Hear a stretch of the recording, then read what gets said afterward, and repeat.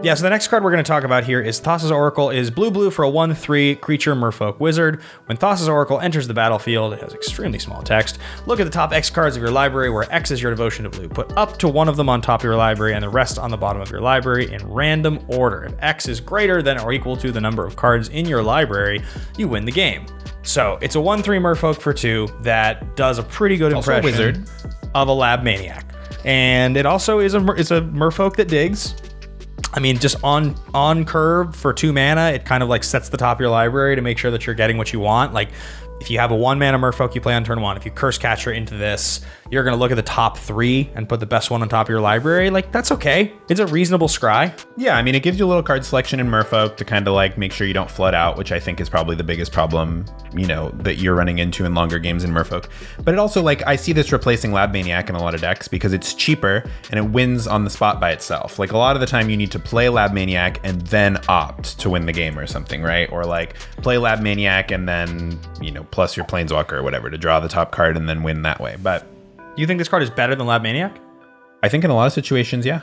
I also think like the extra point of toughness doesn't really matter. But yeah, I mean, I think it can also, it wins the game on the spot as an ETB, which is powerful. I also think it can win even if you have more than 0 cards in your library. Like if you enter the infinite into this, you win because you go for 2 and you have 1 card on top of your library, but this digs 2 deep and wins the game because that's more than the number of cards in your library. Yeah, Lab Maniac is part of lots of packages where you're gonna in other formats you're gonna Hermit Druid away your deck or something, and or you Memory's ad Journey nauseum for it, yeah, right? something like that. And it does seem like Thassa's Oracle costing 1 less is significant. It's definitely significant, and the fact that also Lab Maniac is a useless card to have any copies of in your deck past the first one.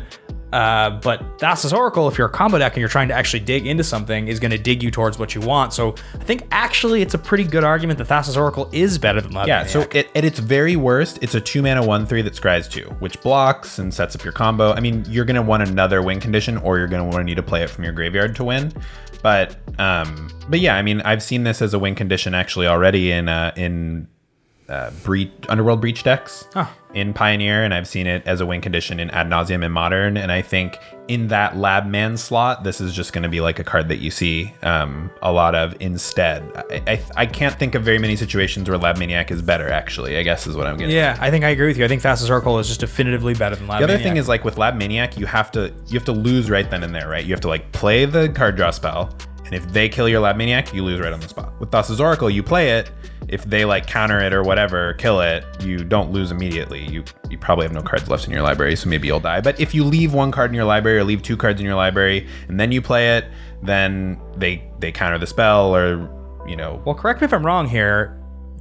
The ability happens when it enters the battlefield. If they bolt it in response to the ability, you still win. Yes. Yeah. And Lab Maniac, Lab Maniac loses to removal as well, right? Yeah. So that's pretty interesting. I think that's pretty powerful. I think I would agree with you. And as somebody who's played a lot of Merfolk in our janky Highlander format, where I have a Merfolk deck that I love, I can tell you the difference between a 1/2, a 2/2, and a 1/3 in a Merfolk deck, especially when you're playing with so many Lords, is very significant. A Lord turning a Merfolk into a 2/4 makes it so much more difficult for your opponents to interact with, to kill it, to block it. It just, the extra point of toughness really does matter in the Merfolk decks I've found. Because so often it is going to be a 2/4, not a 1/3. Yeah, and it adds 2 blue devotion if you're also playing Masters of Waves or something like that, right? Yeah. Nykthos, if there is some type of mono blue devotion deck that plays Nykthos in Modern or Pioneer, this is a card that has 2 blue devotion and digs very deep in those decks.